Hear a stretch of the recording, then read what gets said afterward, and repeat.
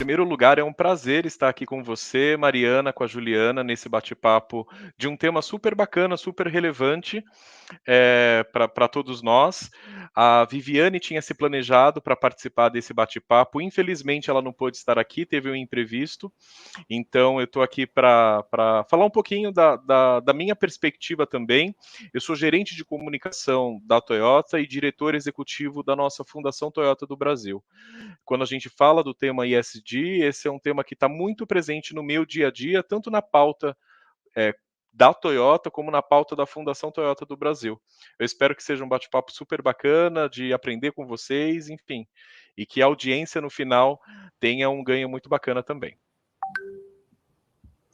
Que legal, bacana. Eu vou me apresentar, sou Mariana Chukowski, eu sou engenheira florestal, mestre e doutora em ciências florestais, trabalho há mais de 20 anos com sustentabilidade. É uma grata alegria perceber que o tema ESG ganhou a força que ganhou, né, num tempo importante, necessário, e tendo trabalhado há tanto tempo com o tema da sustentabilidade, sempre, né, dá um sentimento de esperança, ver que as organizações levam com tanto carinho, né, com tanta compromisso e têm trazido isso para dentro da pauta, né, com tanta força e cada vez mais, né, de forma relevante, responsável e séria, né? Apesar do tema do nosso painel aqui, né, a gente vai falar ESG é uma farsa, e é um pouco disso que Otacílio, Juliana e eu vamos comentar, um pouco das nossas experiências aqui, das nossas andanças, né, nesse cenário do que a gente tem vivido dentro das empresas que a gente atua, né, e do que a gente tem também entendido no mercado. Começamos então, enquanto a Juliana volta, Otacílio, que tal? Eu pergunto para você, então, sustentabilidade e ESG são a mesma coisa? Olha só, essa é uma pergunta que muitas pessoas fazem, viu, Mariana? Porque há um tempo atrás, e eu acho que até para complementar também a minha apresentação, eu trabalho há 20 anos na Toyota do Brasil. Comecei a minha experiência na própria produção e tive a oportunidade de vir para a comunicação. Quando a gente fala de sustentabilidade, a primeira coisa, a gente não pode descolar o tema sustentabilidade da, da pauta ESG. Eu acho que elas se convergem. Acho que esse é o primeiro ponto. E quando a gente fala também da palavra sustentabilidade, eu acho que ela está cada vez mais ampla. Antes, a gente voltava muito, e até hoje, né? A gente vê muito empregada dentro da área ambiental, da causa ambiental. Só que hoje a gente tem sustentabilidade para o negócio, hoje ela pode ser aplicada em tantas outras áreas. E aí eu vou colocar um pouco da perspectiva aqui dentro de casa, dentro da Toyota. Hoje a gente tem uma área dedicada à sustentabilidade, o compromisso que a Toyota tem do ponto de vista global para essa pauta ambiental é muito forte. A gente tem metas, a gente tem alguns objetivos para a gente alcançar. Então, a gente tem uma área dedicada justamente para entender esses indicadores, para onde nós estamos, para onde nós queremos chegar. Esse é um ponto. Agora, isso de fato contribui também para a nossa agenda ESG. A gente tem um grupo de trabalho que está muito concentrado e muito dedicado a ações concretas para a ESG, dentro da área ambiental, dentro da área social e dentro da área de governança. E claro, e evidente que todos esses esforços que a gente vem avançando dentro de sustentabilidade, isso contribui para a nossa pauta ESG. Então elas não se deslocam, mas eu acho que depende muito do foco que você quer dar, da atenção que você quer dar para cada assunto. Então, existe uma integração inevitável, Mariana. Sem dúvida. Não tem como falar de um tema sem falar do outro, sem trazer conceitos de desenvolvimento sustentável, não é mesmo, Otacílio? É Claro, claro. importante a gente partir dessa premissa, né, que no fundo, sustentabilidade e ESG acabam caminhando lado a lado, né? A Juliana voltou, Exato. Voltou, então, voltou. Ju, vou pedir para você fazer uma breve apresentação sobre você, se você conseguir, e que a gente já se apresentou, e aí a gente segue aqui nas perguntas. Então, me apresento, eu sou Juliana Sá, eu tenho mais de 20 anos de carreira, sendo que os últimos 8 anos eu tenho me dedicado muito ao tema da sustentabilidade. Comecei minha carreira na comunicação corporativa, já trabalhei na Globo, trabalhei também bastante tempo na Scania, de caminhões, agora estou na Amazon, e tenho sempre trabalhado com esse tema da sustentabilidade nesses últimos anos, porque a gente, afinal de contas, quer deixar o mundo melhor para as próximas gerações. E eu descobri que a sustentabilidade é algo que não vai ser mais opção, vai ser necessidade, e a gente vai falar muito sobre isso aqui nesse nosso encontro. E, além disso, eu tenho um projeto social, pessoal, que tem conexão com o livro infantil que eu escrevi para ajudar as meninas desde a primeira infância a terem autoestima. E nesse projeto social, eu sempre dou absorventes para as meninas da comunidade de Paraisópolis, aqui em São Paulo, que é a segunda maior comunidade carente da cidade.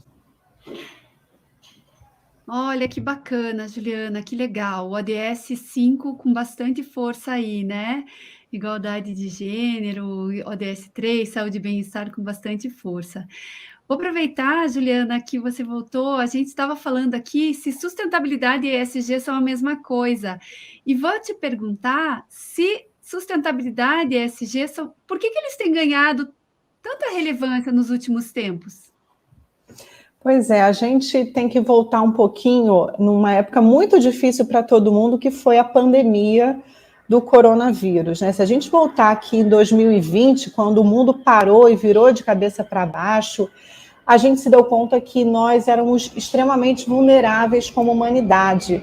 E eu acho que é ali que começou o grande boom desse tema, que as pessoas começaram a ver na mídia, começaram a ver nas discussões, inclusive em bar, né, depois que a gente voltou a essa vida normal, mas as pessoas começaram a falar muito de sustentabilidade, de mudança climática, de ESG, porque a gente realmente percebeu que não dava mais para a gente seguir consumindo como a gente consumia, seguir produzindo como a gente produzia.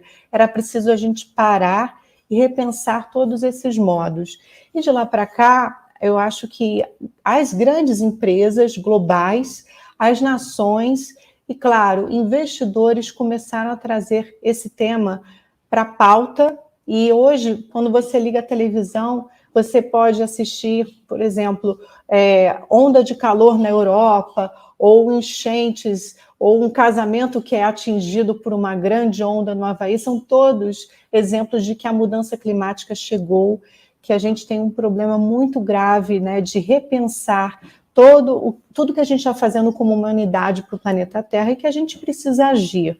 Então, é o momento da gente, da pandemia para cá, repensar, e que bom que a gente já tem excelentes exemplos de empresas que estão fazendo coisas muito interessantes para o nosso planeta.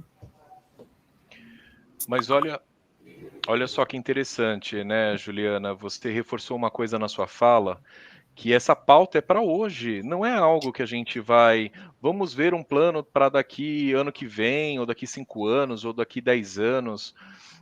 E eu acho que essa é uma responsabilidade tanto de CNPJ como uma responsabilidade de CPF, né? No final do dia, no final das contas, a gente precisa preservar, a gente precisa conversar, a gente precisa debater mais como que a gente, de fato, constrói que seja um plano de trabalho ou discute planos concretos para fazer essa mudança na sociedade, para fazer essa provocação com todos. E aí eu aproveito, Mariana, e te faço uma pergunta. Muito tem se falado do nome ESG, né? Mas pensando no nosso painel, a gente tem como título principal a pauta ESG é uma farsa? Muitos têm falado que esse termo vem caindo em descrédito e muitas vezes é questionado. E aí eu te pergunto, qual que é a sua opinião? O que você acha a respeito? Legal. Olha, se eu te contar que essa pergunta, bom, provavelmente vocês também têm escutado esse tipo de pergunta, né, de vários públicos, né? O engraçado provavelmente vocês também já receberam perguntas de pessoas que nem sequer estão atuando com a área de sustentabilidade, né? E, de forma geral, pessoas que, né, pouco têm relação, né, com esses temas dentro das empresas. Isso, por si só, né, já é, para mim, um sinal importante de que a pauta ganhou uma força necessária. Né? Ela está ocupando o espaço que precisa, né? Está atingindo os públicos que deveria, o que é muito bom. Né? Agora, como todo grande movimento, como toda grande processo de transformação, eu vejo sempre, né, a possibilidade de haver algumas lacunas mal resolvidas. Nesse aspecto, né, pensando aí nas lacunas mal resolvidas, né, para a gente não chamar de outras coisas por enquanto, vamos chamar, né, para a responsabilidade que as empresas têm nesse espaço, nessas lacunas que não estão sendo bem resolvidas, né? Se por um lado existe um público questionando se ESG é algo verdadeiro, se deve ter o crédito, existe pelo outro lado a falta de compromisso verdadeiro com essa pauta. Né? Infelizmente, a gente tem visto algumas empresas, né, se colocando num papel de pouca transparência, né, de informações que são irreais, né, que querem parecer melhor do que são, ou que querem parecer uma situação que não é, na verdade. Claro que para tudo isso existe um termo que não é de hoje, que a gente conhece, um termo chamado greenwashing, que é um termo em inglês que fala uma lavagem verde, ou seja, querer parecer verde, mas na verdade não ser, e que é algo que já desde a década de 90 a gente já viu, né? Infelizmente, empresas se posicionarem assim. Quando a gente viu, né, grandes movimentos de responsabilidade social, de sustentabilidade corporativa ganharem força. Não poderia ser diferente nesse momento, né? Com essa grande força que o ESG tem tomado. Então, assim, qual é a questão aqui, né? Puxa, empresas, né? Fazer com responsabilidade, né? Fazer com seriedade, porque até mesmo as pessoas do público, entre aspas, leigo, está questionando algo que era para ser forte, né? E que era para promover uma transformação da forma como a gente vê. Para hoje, né, Juliana? Não para amanhã. Exatamente, Mari. E eu fico me questionando, e às vezes quando eu participo de algumas de fóruns como esse, quem que vai puxar mais essa agenda, né? E eu vejo muito que hoje é o investidor que está puxando, mas a gente vai ver cada vez mais os clientes puxando, os consumidores puxando essa agenda, a gente vai ver os colaboradores também, porque vai chegar aquele momento que se você não for sustentável, ninguém vai trabalhar para você, ninguém vai querer investir em você, ninguém vai querer comprar seus produtos. Então, realmente, esse tema é mais do que urgente. É verdade. Agora eu vou fazer uma pergunta para você, então, Otacílio, pensando na questão, uma outra pauta que também ganhou uma força gigantesca agora, né? A pauta das mudanças climáticas, esses compromissos, né, de descarbonização, né, de rumo a net zero, que a gente tem visto tantas organizações, né, se declarando. E aí eu te pergunto, a gente está falando tanto, tem ouvido tanto falar, né, sobre o posicionamento das empresas em relação às mudanças climáticas, mas ainda a gente vê pouco sendo feito de verdade, né? Você acha que esse tema é realmente importante dentro desse cenário, né, desse construto que a gente está falando do ESG? Não, é fundamental, Mariana, é importantíssimo para toda a sociedade, não tem como a gente negligenciar isso. E olha só que curioso, você falou de greenwashing, a gente de fato às vezes vê algumas referências, alguns exemplos, e tem um novo termo que é greenwishing. O que nós desejamos? O que nós queremos? O que nós precisamos? Eu acho que essa é a pauta que a gente precisa dar relevância, colocar na mesa ali de bate-papo e sentar com toda a organização. Quando a gente fala de ESG, olha só que curioso, a gente fala, não, ESG, isso é um tema que o RH está puxando dentro das organizações, né? Ou é comunicação. A Toyota, ela é uma organização que tem quase 6 mil funcionários dentro do Brasil. Essa tem que ser uma agenda dos 6 mil funcionários e de toda a rede Toyota, e tem que ser uma um compromisso da sociedade. Foi o que eu disse na primeira provocação, na primeira pergunta. Mas voltando à pauta de descarbonização, é relevante. E por que que é relevante? Gente, é só a gente ligar a TV e ver os noticiários e ver quantas notícias que a gente vem olhando, né, e vem observando que acaba nos atingindo no dia a dia, né, do aquecimento global, os impactos que isso tem para a sociedade, para as indústrias, para as pessoas. Então, de fato, eu acho que a gente precisa ter compromissos, e quando eu falo compromissos, não é, poxa, vamos descarbonizar, vamos montar um plano. A gente precisa ter o que nós queremos, em que momento nós queremos chegar, quais são os indicadores que vão me permitir a chegar nesse sentido. E aí, eu vou colocar um pouquinho da minha perspectiva dentro da Toyota. A gente tem uma agenda que se chama Rotas Tecnológicas, para a gente falar e promover um pouquinho de como a Toyota enxerga um pouco o futuro. E, claro, quando a gente fala de descarbonização, a gente tem que olhar dentro do nosso processo, dentro do meu produto e dentro da minha rede. Então, a gente tem aqui um desafio global, que se chama desafio ambiental, que são 6 objetivos. Os 3 primeiros estão muito ligados à questão do carbono. Como eu consigo fazer um esforço para tentar neutralizar isso dentro da minha rede de concessionários, da minha rede de fornecedores, mas eu, de fato, preciso olhar isso de uma maneira estratégica e quantitativa. E eu acho que é isso que a gente precisa fazer com todas as indústrias, provocar isso com todo mundo. Ok, você acha isso importante, a gente já entendeu que isso é importante, mas como que concretamente a gente consegue avançar nisso? Que seja num plano de curto, a médio, a longo prazo, mas a gente precisa ter metas. Sem metas, a gente fica andando sem entender um horizonte concreto. Né? Então, de fato, isso é emergente, a gente precisa discutir isso hoje. E o que é legal, né? Você falou de uma coisa importante, você falou olhar para a rede, né? Não é só olhar para dentro da organização. E uma reflexão bem louca aqui, né?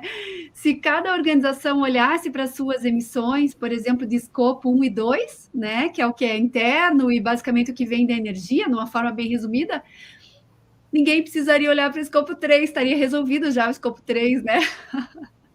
Enfim, algo para a gente pensar aqui que se cada organização fizer a sua parte, fica mais fácil a gente fazer o todo também, né? E aí, Mariana, complementando um pouco a sua fala, e quando eu falo de rede, é você convidar essas pessoas a discutirem, a entenderem alternativas. A gente sabe que às vezes no espaço de um curto prazo de tempo, às vezes não é possível avançar dentro de um ideal que nós gostaríamos de ter um progresso. Mas o que a gente consegue avançar nas condições que a gente tem hoje? Então, dentro da Toyota, a gente faz esse esforço dentro de casa, mas se a gente não fizer isso com a nossa rede de fornecedores, se a gente não entender como a gente pode contribuir com os nossos fornecedores, entender os processos dos fornecedores, como a gente pode melhorar, isso não vai ter um efeito completo. Né? A Toyota é muito reconhecida por algumas metodologias de trabalho, de eficiência, o TPS. Então a gente faz isso numa rede mesmo, de parceria, de entender boas práticas da Toyota com essa rede de fornecedores ou concessionárias e de entender como a gente chega no mesmo objetivo. A gente tem alguns exemplos aqui dentro de casa de fazer alguns trabalhos conjuntos, da gente entender boas práticas e como a gente pode compartilhar isso com muitas pessoas. Então isso é extremamente importante. Agora eu quero aproveitar também, já que está nessa pauta, e fazer uma pergunta para a Juliana. Juliana, para as empresas que querem iniciar a jornada ESG, por onde você acha que elas devem começar? Pois bem, essa pergunta a gente precisa primeiro analisar assim, cada empresa individualmente, porque é que nem quando a gente fala para um filho, né? Cada um tem seu jeito, as empresas também, cada uma tem seu jeito e cada uma tem alguma questão que é mais importante para começar a tocar. Então, a gente tem que ter muito cuidado hoje, por conta dessa grande onda de todo mundo falar de ESG, sustentabilidade. Se você for olhar, muitas empresas falam sobre diversidade e inclusão, por exemplo, como se fosse uma pauta mais importante. Então, programa específico para pessoas pretas, para contratar pessoas pretas, ou vaga exclusiva para mulheres, né? E são temas que você vê em muitas redes sociais, principalmente em redes como o LinkedIn. O que acontece? Será que esse assunto é importante para determinada empresa? Ou, por outro lado, você pode escutar, a empresa tal está anunciando que vai reduzir suas emissões de carbono. E aí, a reflexão é a seguinte: o que é realmente importante para essa empresa, para o negócio dela, para o setor que ela está? Tudo começa por aí. Ao responder essa resposta, ao responder essa pergunta, você vai dar uma resposta por onde você deve começar. Então, vamos dar um exemplo.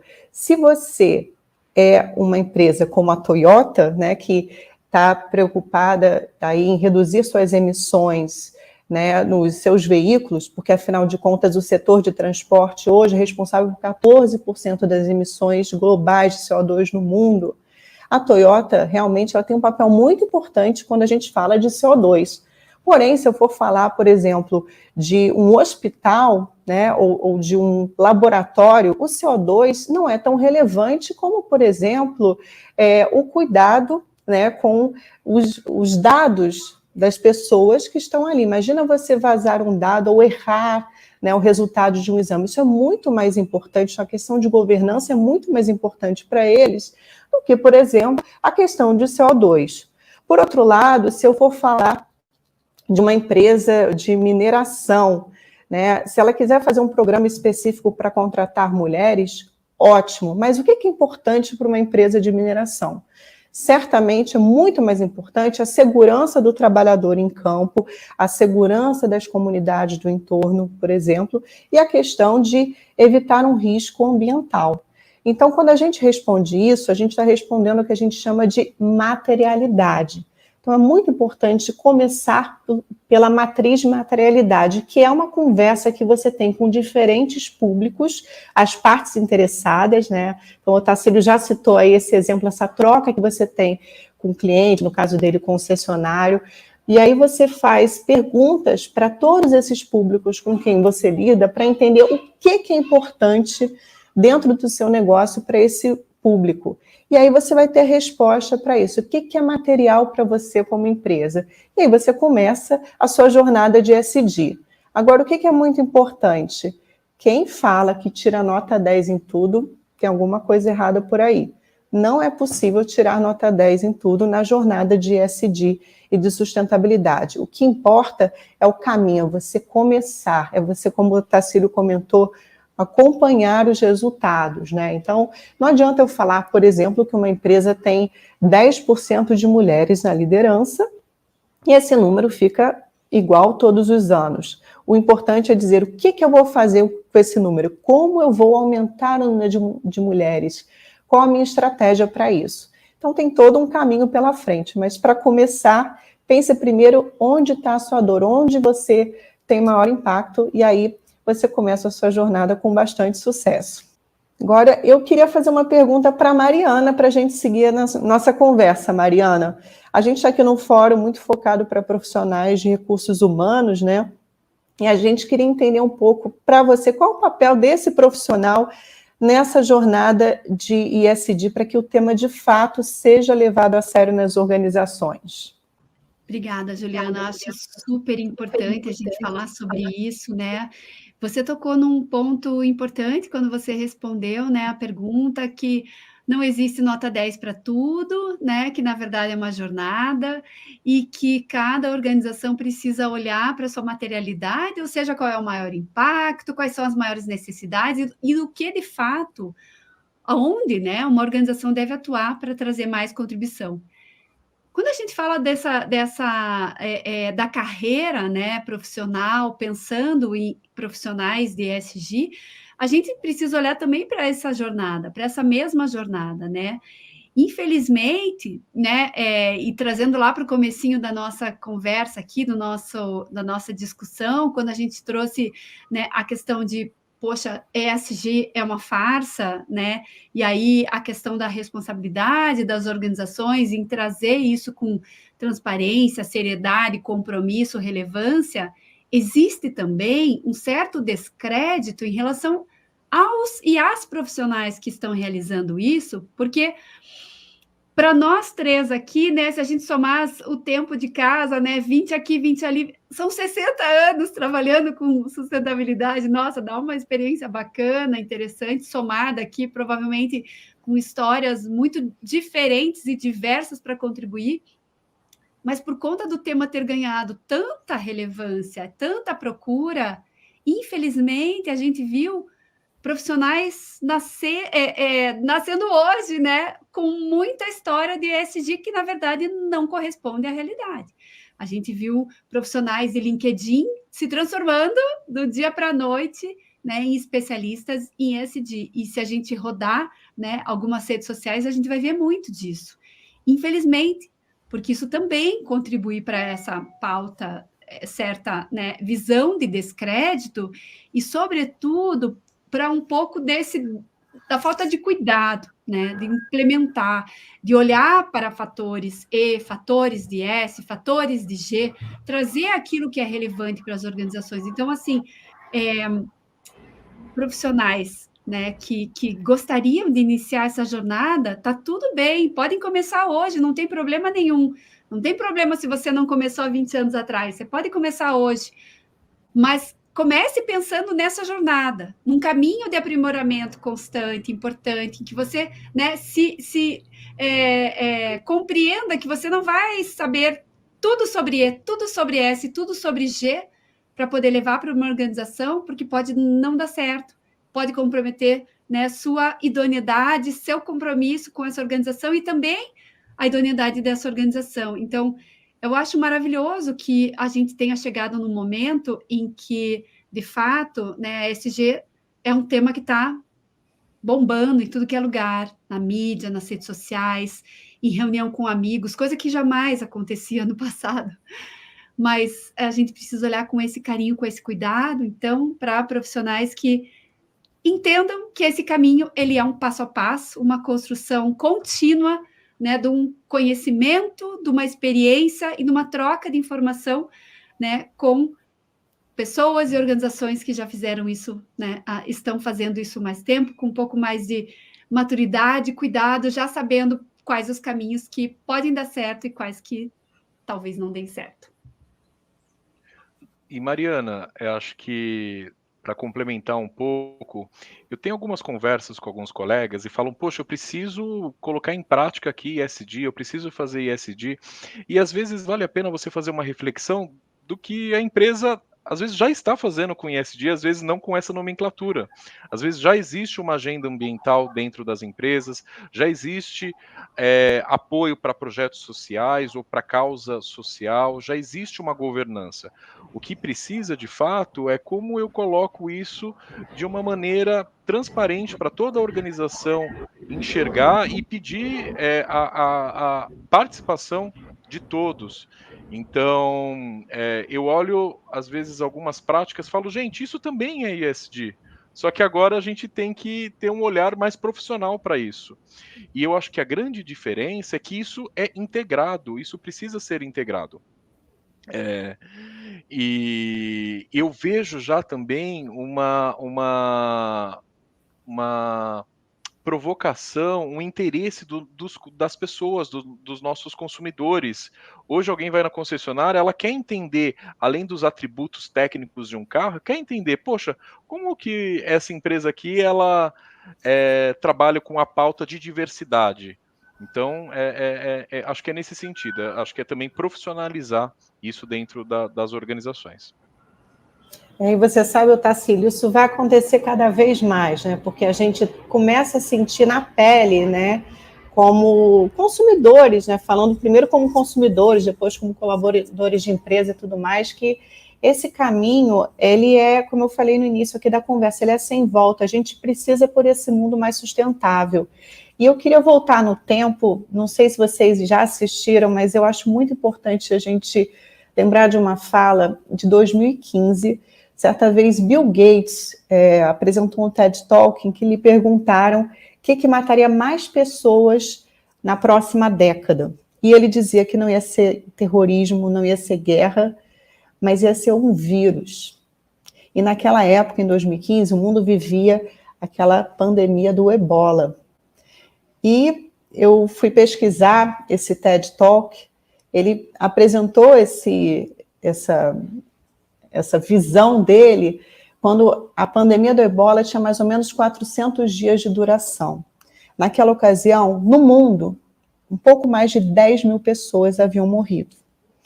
Anos depois, né, nem 10 anos depois, a gente está falando de 2015 para 2020, começou essa horrorosa pandemia da Covid. E agora, passados 2 anos da pandemia, 2 anos e meio, né, mais ou menos, a gente já passou só no Brasil o número de 680 mil pessoas mortas. No mundo, a gente já passou dos 5 milhões. A gente está, acho que, em 6 alguma coisa. Então, assim, Bill Gates, em 2015, ele previu que muita gente ia morrer por conta de um vírus na próxima década. A gente está falando de 2 anos e meio com muita gente já morta. E aí, ano passado, novamente faz essa pergunta para Bill Gates. Bill Gates, e na próxima década, o que vai matar mais gente? Sabe o que ele respondeu? Mudança climática. E aí, gente, essa é uma reflexão que eu acho que vale fazer. Quantas pessoas vocês já viram no atestado de óbito mudança climática?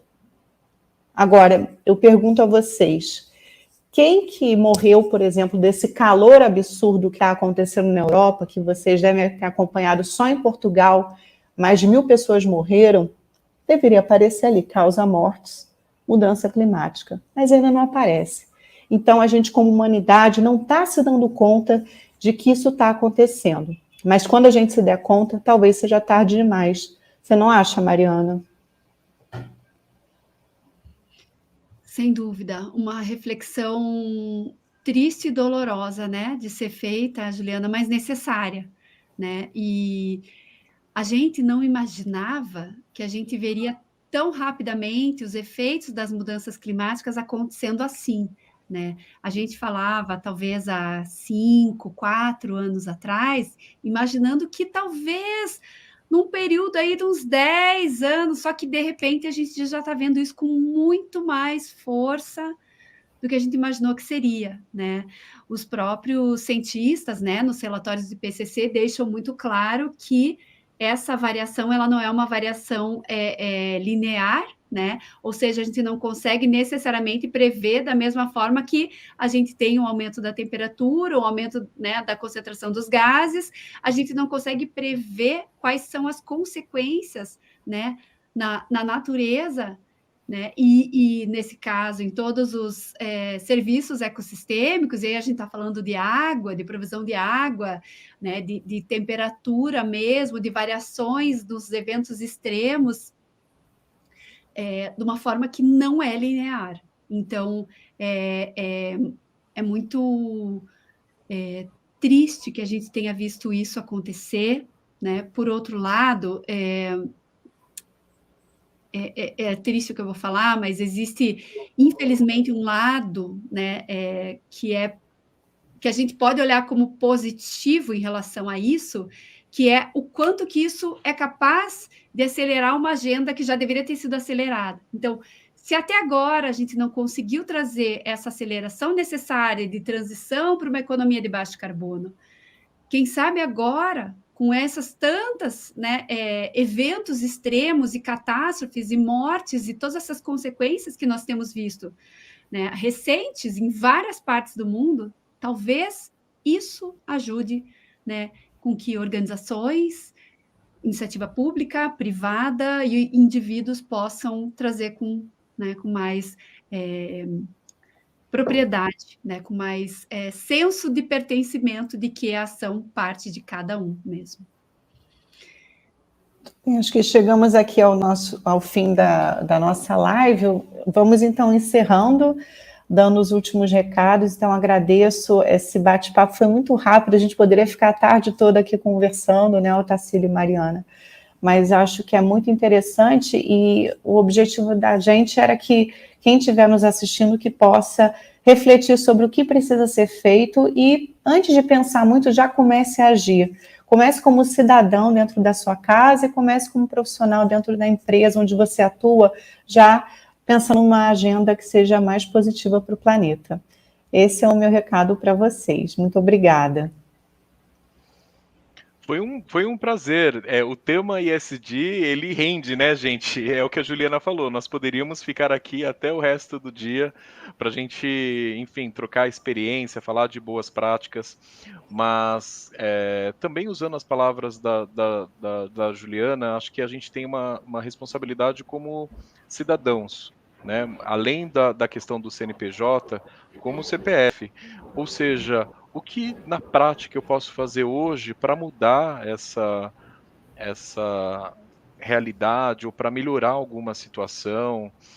Como eu posso influenciar as pessoas? Como eu posso, às vezes, dar algumas sugestões para mudar coisas simples do meu dia a dia, dentro da minha casa, dentro da minha família, ter um hábito mais saudável, ter um ato de responsabilidade ambiental mais saudável.